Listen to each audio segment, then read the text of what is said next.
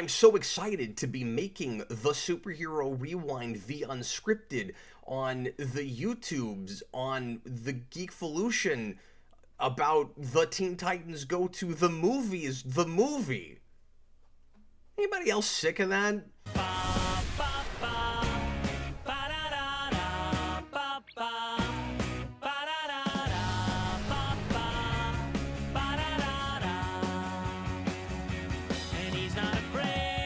The following is an in-depth story analysis.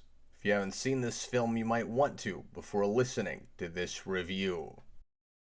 Hello everyone, I'm Captain Logan. Welcome back to Superhero Rewind Unscripted. This time, I'm going to tackle another movie that falls in the parody category, but also the fan service category. It's Teen Titans Go to the Movies, which they do, but in like the first 5-10 minutes of the movie, and then it's all about Robin wanting to get a movie made about him, and is kind of meta comedy about how superhero movies are oversaturated and have kind of taken over the world. And it's a really clever premise, and I really like the villain plot here for Slade, not Deathstroke Wilson.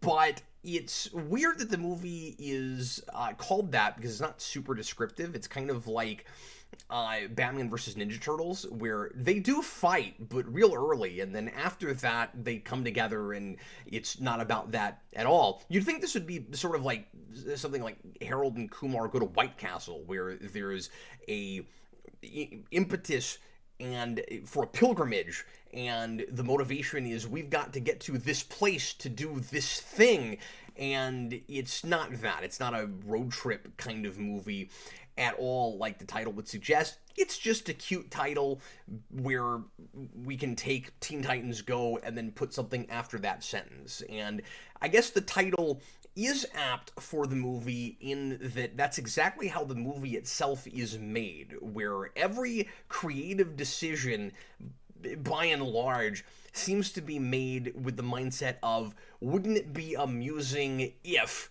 and then try to come up with a cookie cutter narrative to and formula to put all those things in the movie that are almost better served as individual skits and gags without any context. The unfortunate thing is the premise of the movie and some of the story beats are too good for that kind of movie. It really is begging to, just on a conceptual level, to have more heart than it has, and to be more of a real story. And it's a big missed opportunity, I think, both for a character-driven piece, even inside of something this farcical, something closer to the Lego Batman movie, which I think this kind of either wants to be or wants you to think that it is. It has a lot of potential for that, but it also has a lot of potential for some real social commentary or real social satire to really explore the idea that superhero movies have taken over the world and are oversaturated, and that we have forgotten what superheroes are for, what real heroism and altruism are. That the whole thing is just a popularity contest, and that, like Robin believes in this movie, in the real world, real superheroes have movies. What makes you a good superhero isn't your ideology or your worldview or your system of values and what you do with those things. It's just people have heard of you and you wear a cape and you're in a movie. That's it. And on the surface of it, at the beginning of this movie, it really seems like it's going to explore all those things. It really seems like it's going to be about how the superheroes in this world have lost themselves and aren't really heroes anymore, and about how the Teen Titans don't understand what being real heroes are because they're just goof-offs and screwballs, and they just mess around all the time, and the unfortunate consequences to them for that is that nobody takes them seriously. But also at the same time in a world where there are no heroes left anyway. And so it seems like the basic setup for this would lead to, and I'm not trying to right out the gate rewrite the movie. It just seems like the obvious place for all of this to go. The Teen Titans would have to learn how to be real heroes and then remind the actual real heroes what they were for in the first place. That's not what we get here. It's much more superficial than that, and that's okay maybe if I didn't think that the movie was kind of mean-spirited about it. And I don't even know that it means to be so much as just it's not thoughtful, and the premise kind of requires it to be more that way. Or at least it had the potential to be so much more than it is. When I first saw this movie, I was blown away by it because I wasn't expecting anything at all going in. This is a show that I had seen maybe a couple of times. It's not my bag. I didn't really care for it. It's just silly screwball comedy. Visually, and with some of the humor, it certainly tickles some of my sensibilities in that it's obviously born out of the 90s era of Cartoon Network original shows like the Powerpuff Girls and like Dexter's Laboratory, but it doesn't have the heart of either of those things, and it is much more amorphous and ADD and quick cut and all over the place than those things were, and it's much more least common denominator humor, I think. And so I was surprised going into this that it was as witty and clever as it was, that there are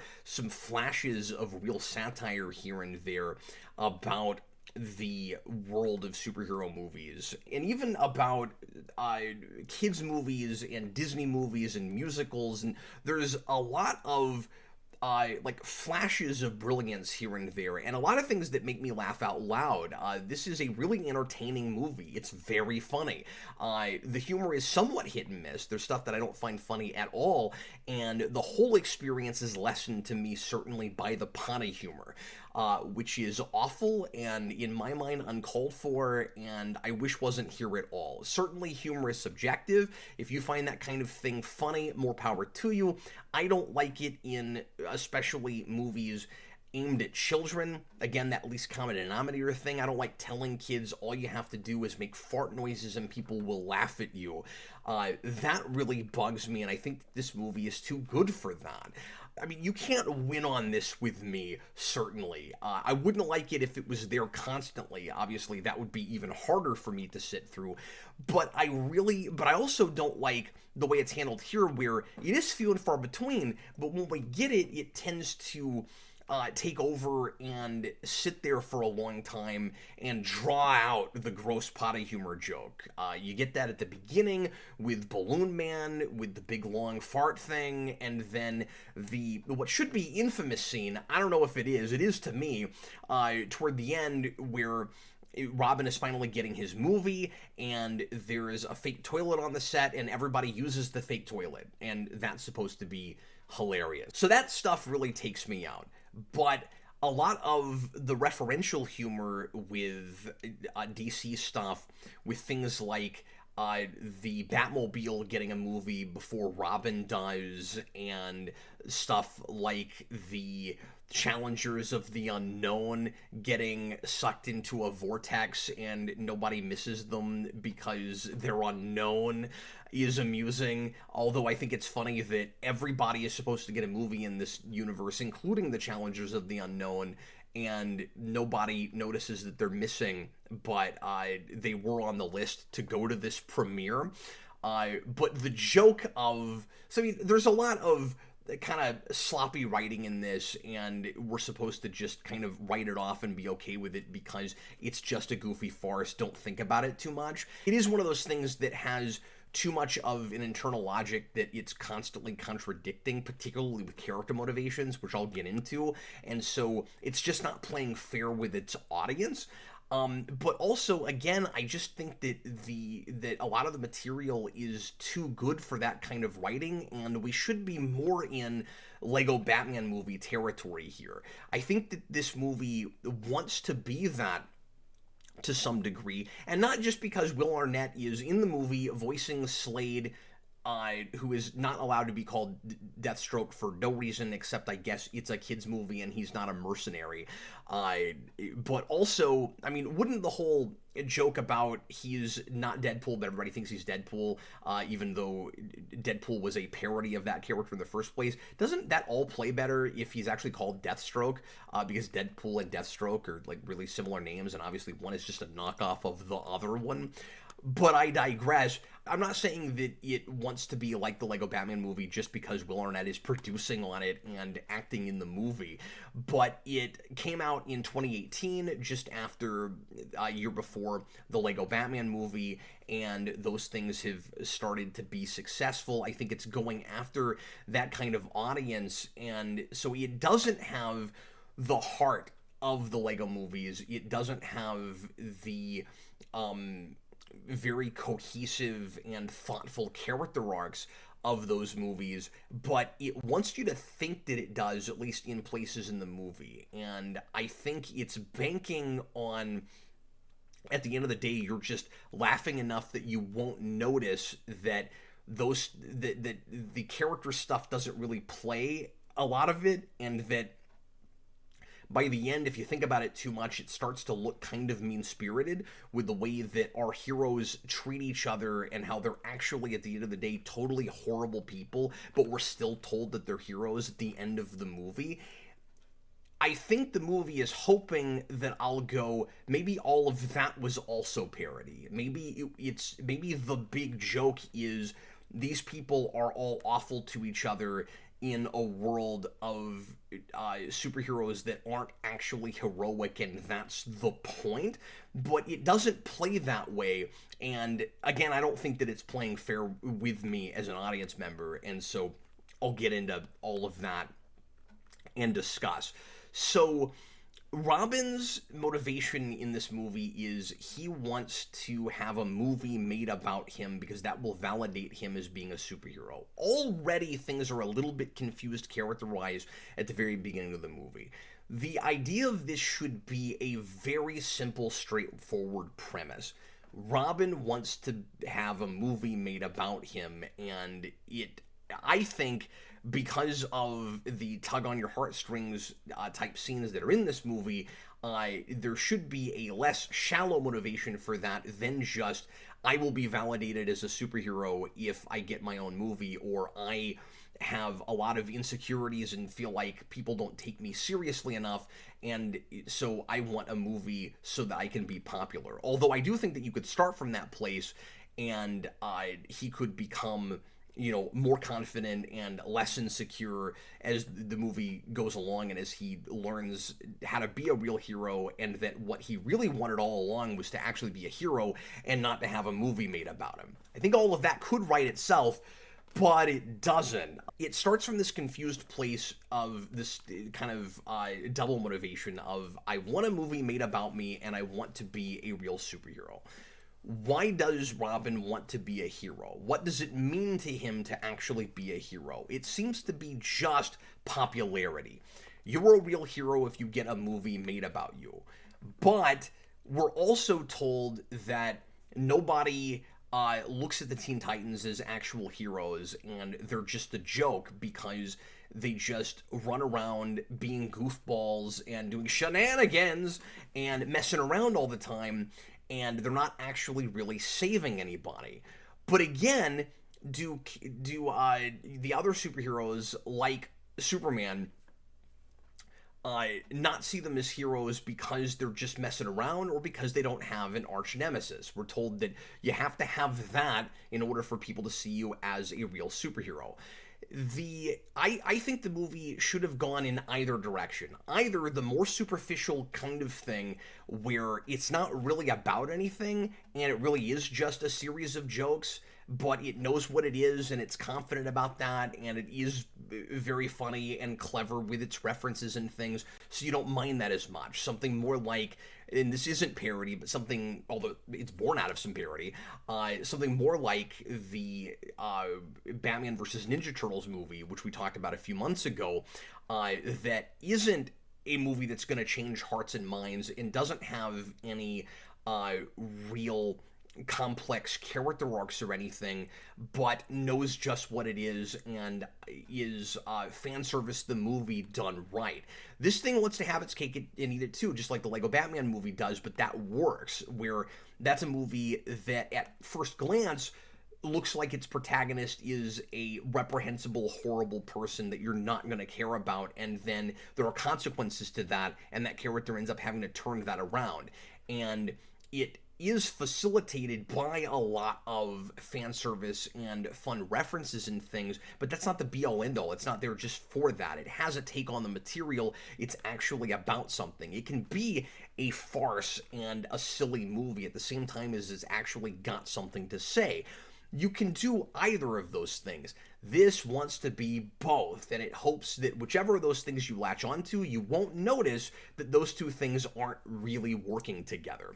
So I think Robin should either want to be a real superhero because he's embarrassed that the other heroes don't treat them like real heroes, and I think that could still work with the whole notion of you need a superhero movie to validate you, because if he becomes a real hero, then he'll get a movie made about him, and then the other superheroes will take him seriously. Immediately, that would be a less shallow motivation for that character. Or it could just be, we are jokes, we are parodies, we don't understand how to be heroes, sort of like comic book Deadpool, the more sadistic version, who wishes that he had altruism and understood how to be a hero, but just doesn't get it because his brain is broken. What if this movie was something of a meta commentary on the controversy of Teen Titans Go with fans of Teen Titans, where Teen Titans Go is not real Teen Titans. Its fan base, the 2003 cartoon show fan base, a lot of them vehemently hate and despise this show, and it's notorious amongst them as a terrible thing that shouldn't exist and is just least common denominator and has ruined these characters for them. Would you please bring back our old show? What if it was about these characters suddenly recognizing what they are, that they are just a parody of the real versions of those characters? And I don't want to rewrite the material. I just think that there's, again, missed opportunities, several really interesting directions you could have gone.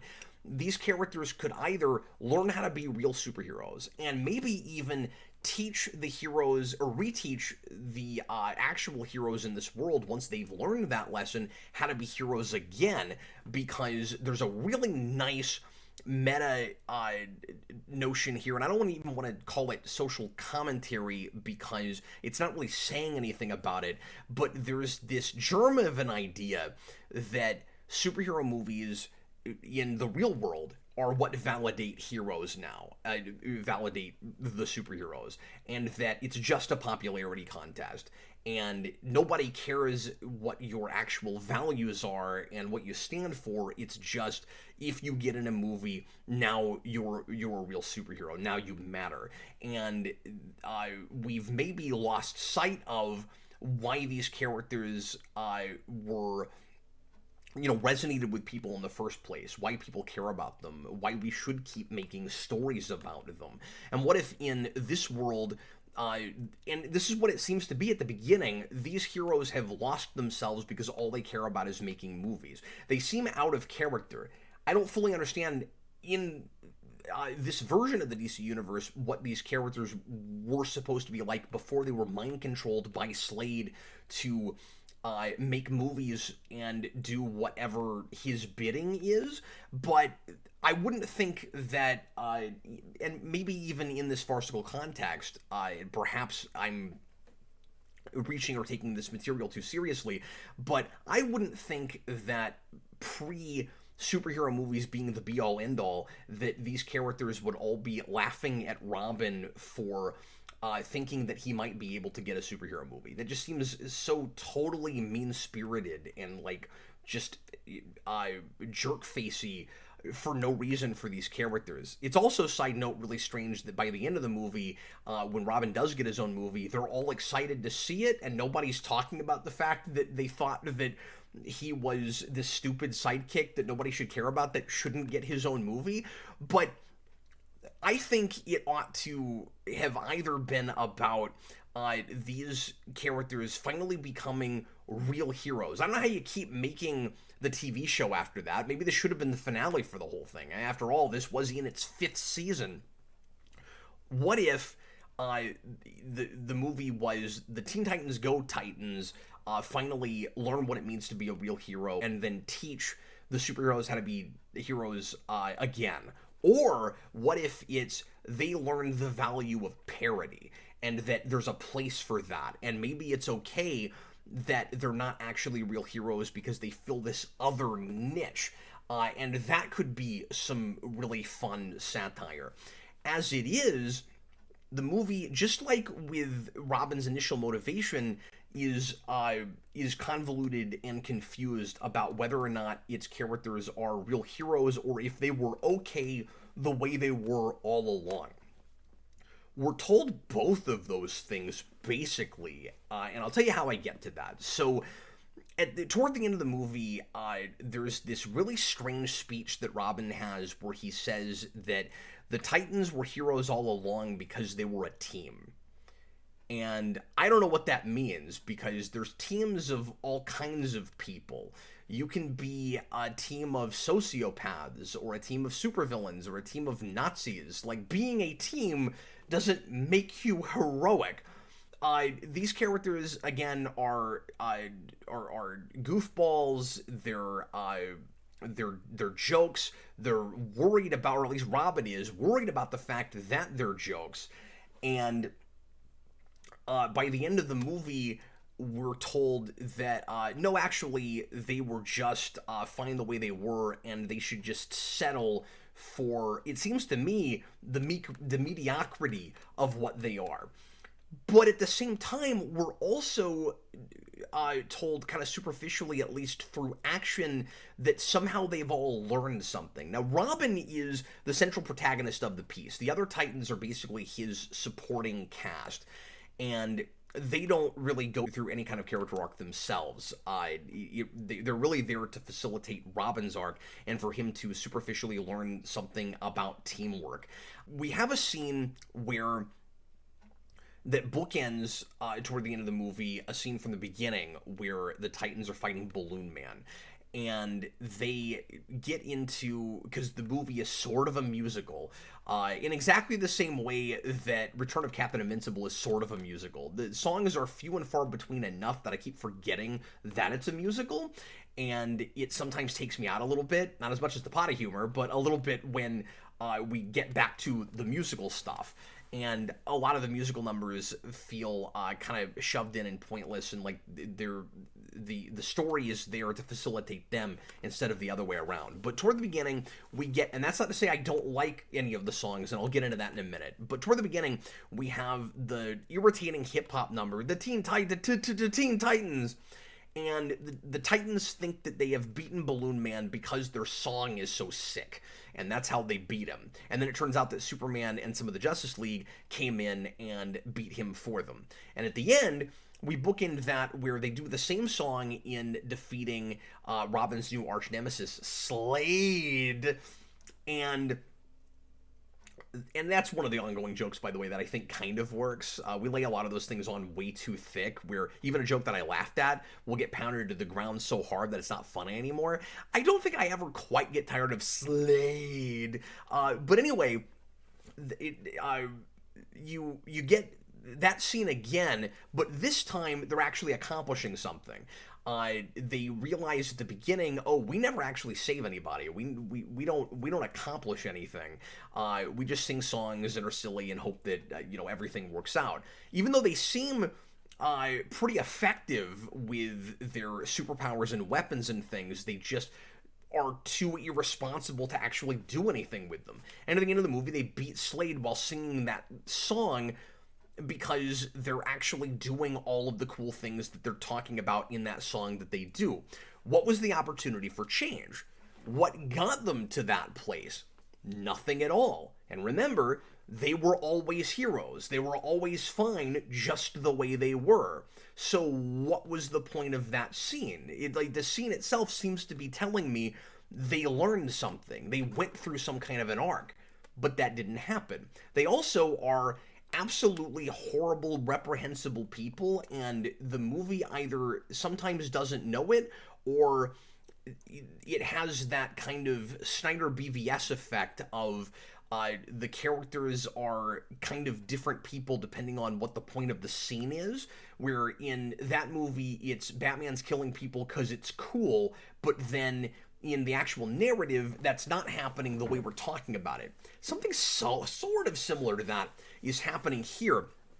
So the movie is on the Titan side toward the end, when in the third act, when Robin gets to make his movie, and at first it's a Teen Titans movie, and it's being directed by Jade, who most of us have to know is Slade all along, because if you've ever heard of Deathstroke, you know that he's Slade Wilson, and her name is Jade Wilson, and I think the movie is banking that maybe more of its audience than does will find that to be a satisfying revelation at the end, a big twist. I mean, it's aimed mostly at little kids, and so it might work for some of them, but I also think it has a little bit of that who is this movie for problem, partly because some of the humor is just too adult to me and wants to be a Adult Swim thing, but is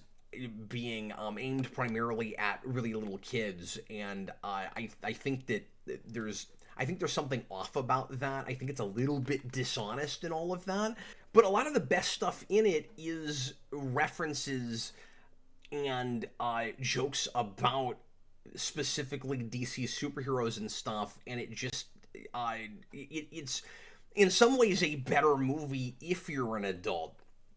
Or at least a more, funny and clever movie. Maybe the idea is supposed to be that it works on different levels, but I think it is more working as a different piece, different points of the time, not on different levels in tandem, really. But anyway, so Robin is making his Teen Titans movie, and his friends are sabotaging it just because they're childish and irresponsible.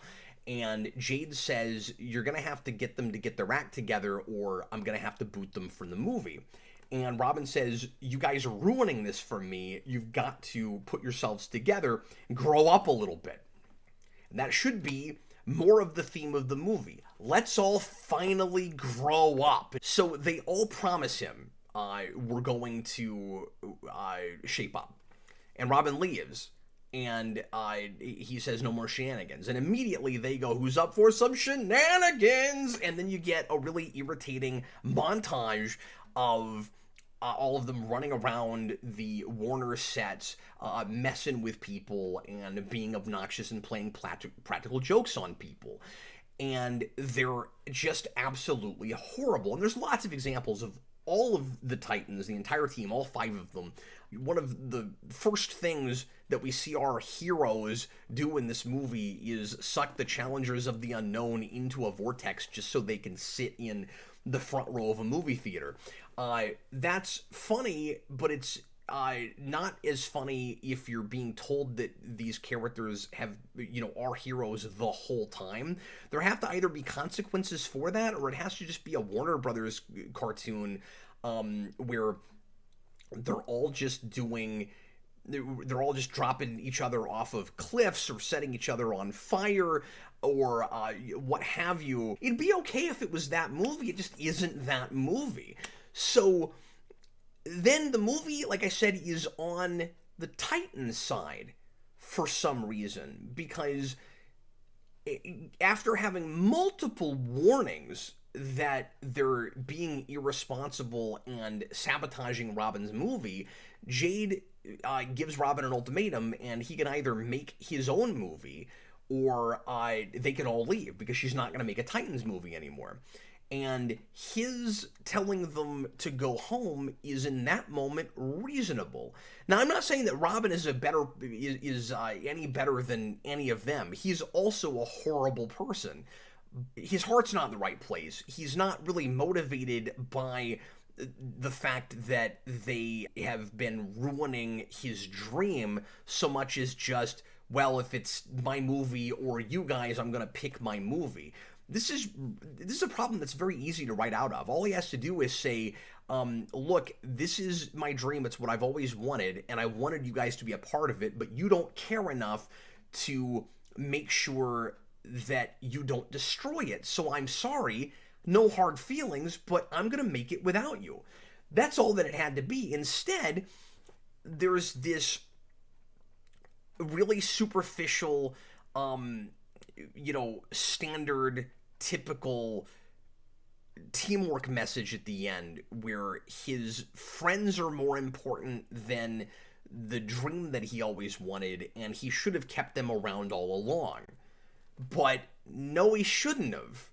Like, of course not. And so that's where I get off saying that the movie comes off a little mean-spirited. And when I first saw this, I didn't pick up on that so much just because I was surprised by how much I was actually enjoying it.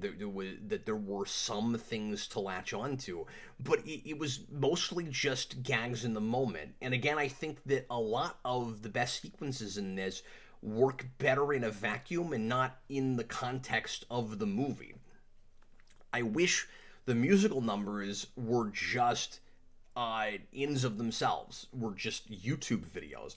The 10-minute or so sequence with the time travel is totally superfluous and just interrupts the flow of the movie for no good reason. Feels like it was another premise that maybe the filmmakers had, and they liked it so much they just had to get it in there somewhere.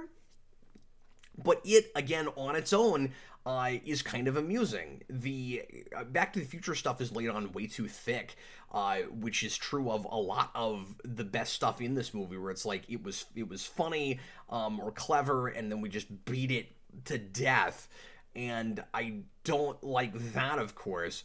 But the Titans running around trying to save the heroes from having to go through their tragic origins is a legitimately amusing notion.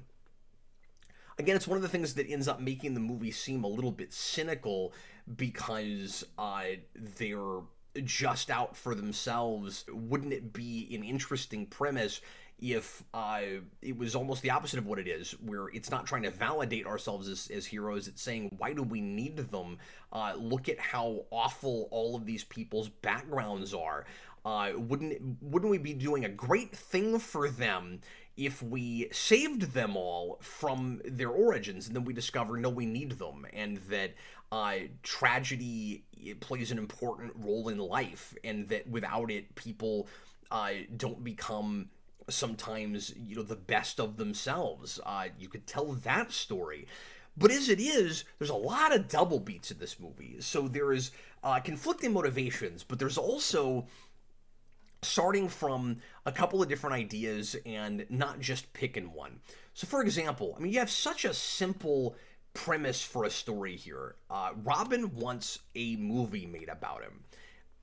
It's the Muppet movie, right? It's the standard rich and famous contract.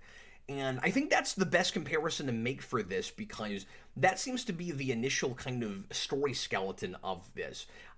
Kermit the Frog wants to go to New York and not New York, wants to go to Hollywood. Sorry, that's Big Bird actually in that. One of the best jokes in that. I'm going to New York to break into public television. Kermit the Frog wants to go to Hollywood to become rich and famous. That is his dream. He has a selfless motivation. What he really wants is to make millions of people happy. And again, what Robin wants in this is to be validated as a hero and to win a popularity contest. That's all it is, and that's the difference between these movies. Both of them are fourth wall breaking. They both know that they're movies in the thing. There's a lot of nonsensical, absurd humor with that, where if you think about it too hard, your brain explodes because it doesn't actually make sense. Although that movie is even more thoughtful about all of that than this is, I think, because this is a movie about a guy who wants a movie made about him, which is a really fun meta thing. Like, Robin really wants a movie made about him, but he's actually in a movie right now about himself. But because of that, it wouldn't make a lot of sense for him to ever know that he's currently in a movie, and that kind of the paradox of that kind of it messes with my head a little bit, because I can't tell if the filmmakers are thinking about that at all. I think with the Muppet movie they were, where there's a part of Kermit the Frog that's like acting out a thing that happened already, where like he's an actor making a movie about when he wanted to go make a movie, if that makes sense. And with Robin in this, he doesn't know that he's in a movie, except for right at the very end when everybody suddenly knows that they're in a movie, and it's just sloppy. It could have been better than that. I like that Slade is, before that, seems to be the only character in the movie that breaks the fourth wall and knows that he's in a movie, which is fun because he's an analog for Deadpool. And the whole movie, of course, is very Deadpool-ish, and so it makes sense that we have a character like that they do that with. And also, I'm running away with myself, but also we do that with Deathstroke because he is the Teen Titans villain in the Teen Titans cartoon show, and they hadn't used him, as far as I know, in the Teen Titans Go cartoon show. And so if Robin needs an arch nemesis, that's who they're going to go to. And the joke is he's nothing like that counterpart, and he's kind of just a stand-in for Deadpool. But so many parallels that I can make to the Muppet movie. It's also a musical, and I wish that it had taken more of its cues from that, because again, that's a super absurdist piece that also has a lot of heart, and actually has something to say about the entertainment industry. And this really doesn't. At the beginning of this, you've got this double beat where you have Slade saying, or Jade, who Slade is pretending to be. That, by the way, is an idea that I really like. The villain plot is awesome. It's such a fun meta thing to do if you're going to try to do a satire about how superhero movies have taken over and are oversaturated. That the villain is going to use superhero movies to mind control everyone, like Hollywood, kind of, depending on how you want to look at, kind of tries to mind control everyone to go to the theater and see these things just because they're based on comic books, and they're all supposed to be great because because superhero movies are in, and that's what we make, and that's what you're supposed to go watch, and don't think about it too much. And it's really fun that the Doomsday device ends up being what Slade initially said, or what Slade as Jade initially says that it is, but is actually a malevolent evil machine, because of course it's called Doomsday. That acronym is funny. Like, I love everything about that, where it's supposed to broadcast the movie to streaming and television and everywhere all over the planet, and that's supposed to be convenient for everyone, but what it's really doing is mind controlling everyone to do Slade's bidding. There's some inherent potential commentary there, obviously, with how the internet can be used to manipulate and control people, and we've been talking about this with television since its inception, of course, and we don't really, again, explore it and do much with it, but I love those ideas. That's all a lot of fun, and I also like that Robin is trying to get Jade to make a movie about him, and he needs an arch nemesis before he's able to get that movie, but the arch nemesis that he gets is actually the woman who he has to rely on to make the movie in the first place. That's really fun, classic the superhero stuff with the kind of Shakespearean mistaken identity stuff. We're told at the beginning that Robin, in order to get a movie, or in order for anybody to take him seriously as a superhero, has to have an arch nemesis. And then later, when he fights Slade and is trying to get his arch nemesis, and then decides to go tell Jade that she should make his superhero movie, she says, well, there's only one way that I would make that. And immediately I'm thinking, oh, okay, this is, again, a weird double beat. You've already told us what it would take. Now it's a different thing. She doesn't say, get an arch nemesis. She says, I would only make your movie if there were no more superheroes, which is when we get into the pointless montage with the time travel that, again, to me feels like a secondary premise that maybe they had, that they thought about making the whole movie about, and then they just tacked it on into this. When the Titans tell Robin, you gotta have an arch nemesis, I'm thinking, well, that's forced exposition and dialogue. That's a thing he would know already. He lives, in the superhero world, and if that's the only way people take superheroes seriously, he would know that already. So wouldn't the simpler and more economical way and the more elegant way to put all this together be the movie opens with Robin wants a movie? And I think the superhero movie song should have been in the first 5 to 10 minutes of the movie. That feels like a Disney-type opener. It's the song at the beginning of Beauty and the Beast about how there must be something more for Belle than this boring life that she leads. Or the song at the beginning of Mulan about how there must be something more than this boring life that she leads. I really like the superhero movie song. It's the best number in the movie. It's the only song that I think I really legitimately love, and it's the only one that I really love within the context of the movie, too. It's not just a fun skit all by itself, but it functions really well as a way to explain motivation for our character and get the ball rolling for the story, potentially. I wish it was right at the beginning of the movie.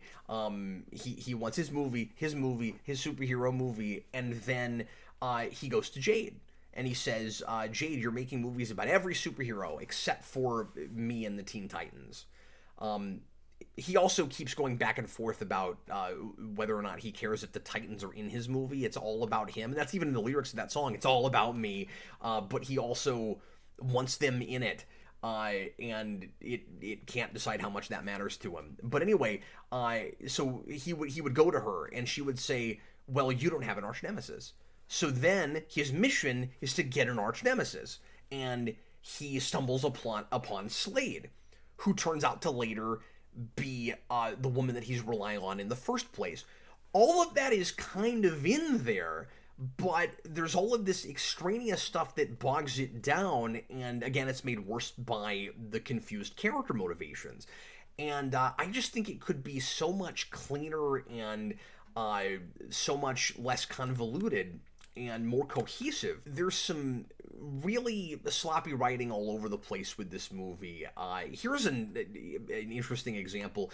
You get toward the end, and Robin is making his movie with Slade, and it doesn't occur to him that something is fishy in making this movie, which is not a movie so much as, again, a mind control device.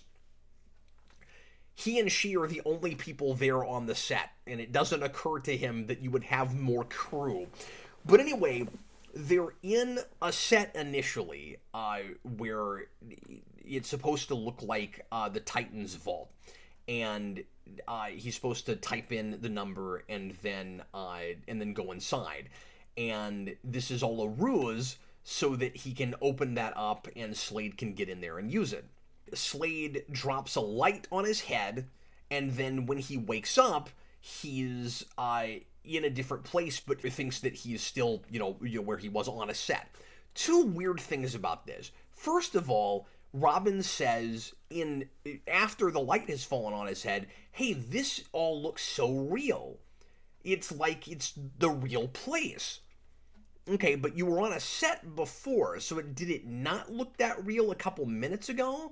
And if it's just now looking more real to you, then you should be more suspicious about where you are. Secondly, Slade as Jade says, well, now, if you're not up to finishing the scene today, we can start back up tomorrow.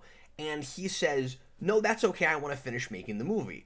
What if, from her perspective, or his perspective, I should say, Slade's, that reverse psychology doesn't work? And I realize that this is just a silly, goofy comedy, but I still don't think that this makes sense, even with the reality that we're given. What if Robin said, no, I want to go to the hospital, after he just got hit with a light? Well, then she's screwed, or he's screwed, Slade, because he's gonna leave the tower and realize where he is, and that they're not on a movie set, and that the whole thing was a ruse in the first place. So just some sloppy writing like that. Of course, the one-note running gags get old before they're running gags.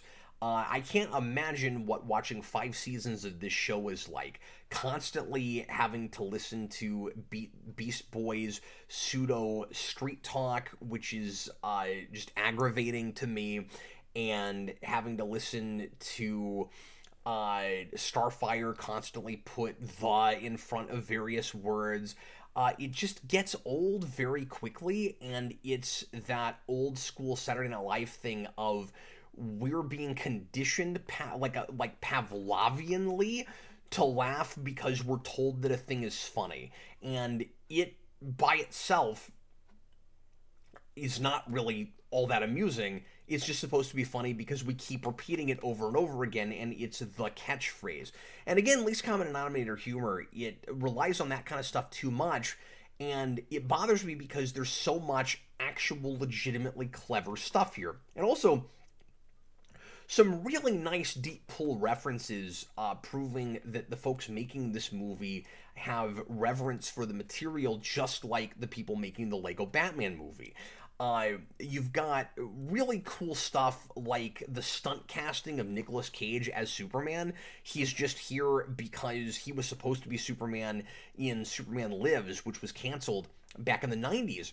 And it's, I mentioned that last time with Steel. 1997 was the year that was scrapped, and it's really fun that he's here. I wish he got more lines of dialogue, but I'm glad that he got cast again in Spider-Verse. And, the idea of making fun of the oversaturation of superhero movies to the point that you have to have your obligatory Stan Lee cameo is great, but it overstays its welcome, just like so many other things in this movie. I was watching this with my buddy Brandon, and he, after Stan Lee just standing in the background, Brandon was like, okay, that's great. And then it comes to him and he starts talking, and Brandon's like, okay, maybe this has gone too far. And I can still kind of appreciate the whole, my subtle cameo, just because those aren't subtle, and it's making a point about how in your face a lot of this stuff is.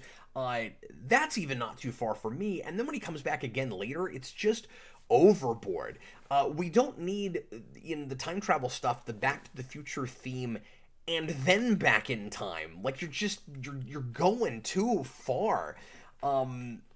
Less is more, man. Like, I get it. It's already funny. You've won me over.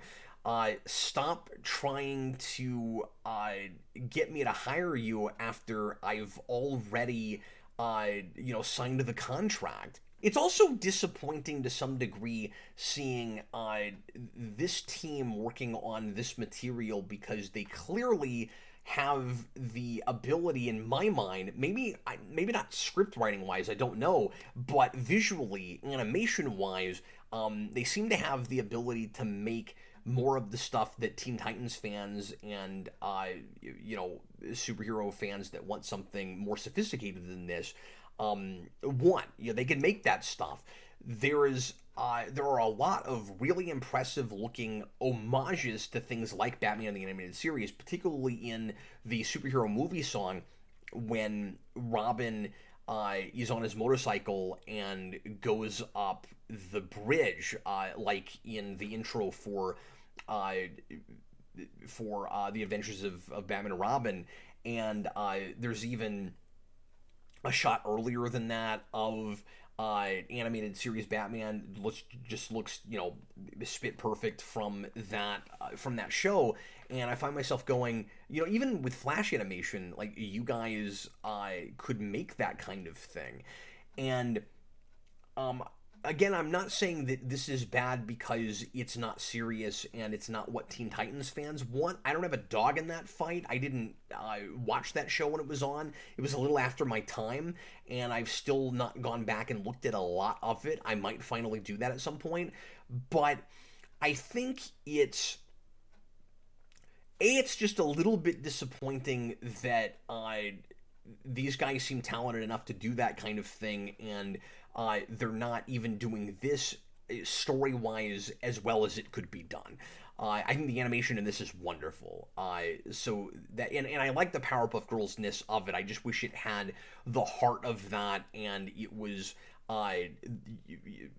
always tongue-in-cheek and always self-aware in the right kind of ways, like that show was. I never, even with stuff I didn't like with that show, where it could get a little bit gross out, and sometimes it could feel a little bit cynical here and there, I never felt like it wasn't playing fair with me. And it was easier to look past those things because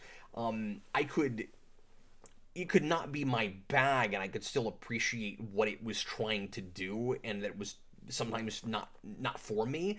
And this is trying to make everybody happy and trick me into thinking that it's what I want even when it isn't, and I don't like that. I don't like the dirty pool of it. The second thing with Teen Titans fans, though, is there's some major dirty pool going on there too.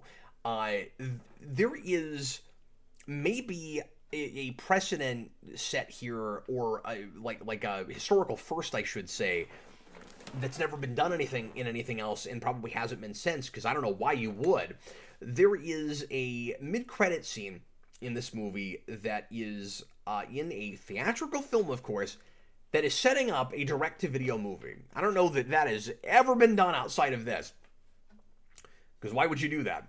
Teen Titans fans got really excited because there is a tease that the characters from that show are coming back, and a lot of the speculation was maybe we're finally going to get a redux of that show. They're going to bring it back, like Young Justice, or maybe they're going to do a movie. And these guys just poured salt in the wound for those fans, because instead of giving them what they obviously want and what they obviously had to have been assuming that they were going to get when you made that, what you did instead is gave them a crossover movie with that and this, which nobody wants. And I've not watched that yet. I have a copy. I will review that at some point. Again, I don't know that show, so I kind of want to get a little bit of that under my belt before I watch that crossover thing. But that really adds insult to injury, and I think it's really unfair to that audience, and it's another thing that strikes me as a little bit mean-spirited.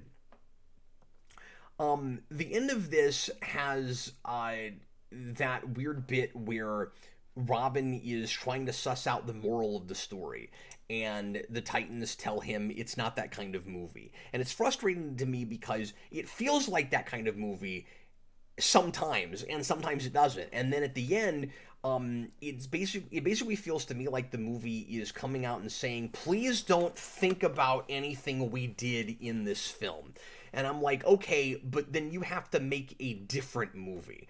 I don't want to beat a dead horse with that point, like a lot of the jokes are dead horse beating in the movie, but I don't think it's playing fair with me when it does that. And then Robin goes, like he's got to have some kind of moral at the end of this movie that he suddenly realizes is a movie.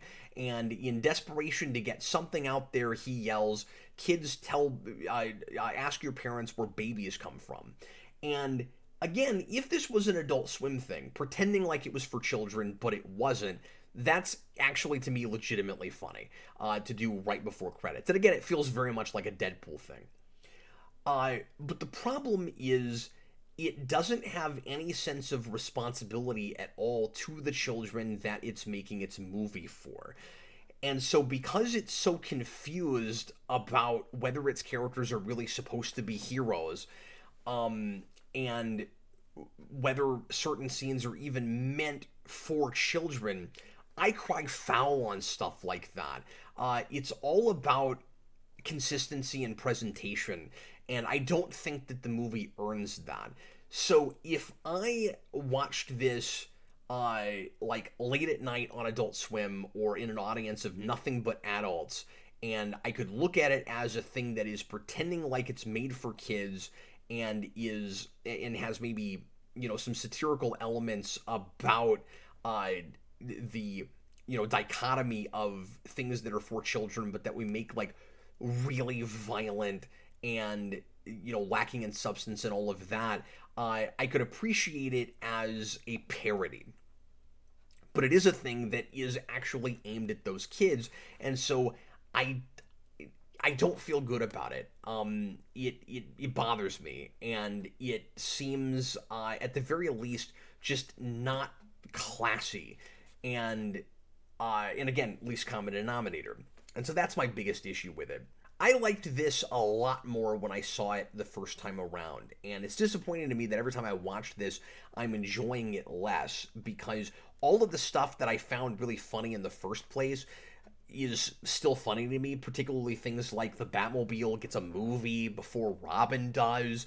All of that stuff is really funny to me, but again, I wish I could look at it as like separate YouTube videos or something. As a movie, it's falling apart to me more and more as I'm looking at it. And I think that there's the potential here for one of the best superhero parody things that we've ever had, and I really like dealing with the timely issue of superhero movies taking over the world and making that a villain plot. It's such a cool idea, and it's just not executed quite right. And before we get to my rating, let's find out what some of the members of the Secret Superhero Screen Society had to say about this movie. And just a couple this time. We've got Christian Ogden. The animation is definitely done on a TV budget, and the story is a bit too basic. But considering it's based on a show aimed at 5-year-olds, that's probably to be expected. The humor, however, is actually much smarter than I would have expected. With some jokes I genuinely couldn't believe they made, and I laughed hard. I don't think I'd ever see it again, but mostly because it's based on a show I didn't watch when it was on. But there's enough here to make me glad I saw it one time. 3 out of 4. And Connor Nielsen. I've never seen a single episode of either Teen Titans show because I have no interest. Add to that a growing irritation with self-referential humor. I must say I was pleasantly surprised by Teen Titans Go to the Movies. While not every joke lands, enough do, and it's a solid, if inconsequential, 85-minute introduction to irreverent meta-humor for children, even if it does feel long for such a short runtime. 2.5 out of 4. So I am waffling right now between a 2 and a 2.5, and I think I'm going to have to go for an even 2. So it gets 2 points for its creativity and cleverness and its entertainment value, and animation too. But it loses a couple of points for some, I think, probably unintentional mean-spiritedness and confusion in character motivation and who the audience is, and at least 0.5 of that is for the potty humor. Anyway, thanks as always for watching, folks. Really hope you enjoyed it, and as always, now let's see if we can rank this movie. I'm going to pull up my Letterboxd now, and we're going to try to fit this somewhere in the 2s. So, looking at the 2s here, it's definitely better than anything on this page, I think. I would put it above Kick-Ass 2 and that Barbie movie and Blade Trinity. So let's get to the first page, get to the bottom here, and it might be a little bit higher in the 2s. Captain Invincible, I made it 2. Hancock was 2.5. Let's see. So It's not better than TMNT or Hulk or probably Darkman. Dolph Lundgren Punisher, that's debatable to me.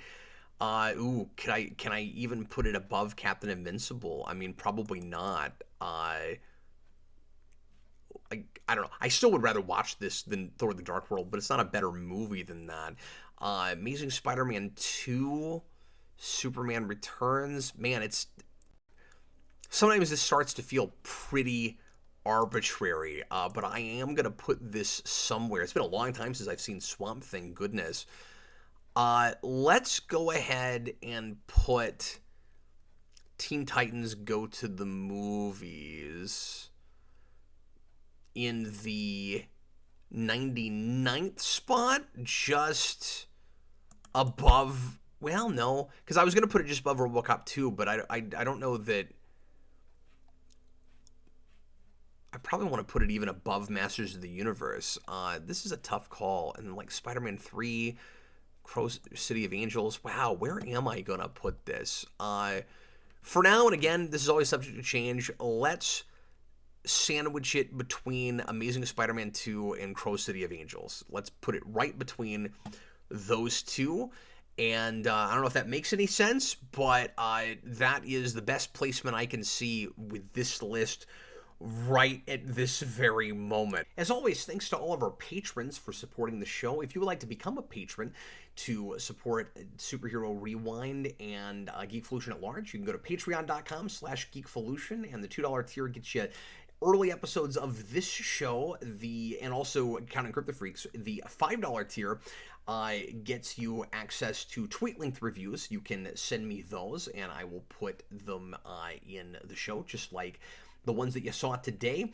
And at the $10 tier, you can become a Patreon producer. And thanks to all of our producers, who I would like to thank individually right now, including Zach, Wendell Jones, Nicholas Morgan, Michael Micheletti, Michael Gulick, Kareem Roberts, Jolie Whelan, Jacob Schneider, Damon Begay, CM Productions, Caleb the Day Ghost, Stone Gassman, Matthew Bass, Lone Wolf Jedi of Gotham, Carl Maxey, Bag Studios, John Sandoval, John McClain, Ian McKee, Dylan Muschiello, Chewbacca's Lover, and Blake. You guys are awesome. Thanks so very much. I'll see you again next time. Hope you enjoyed it. Thanks again for watching.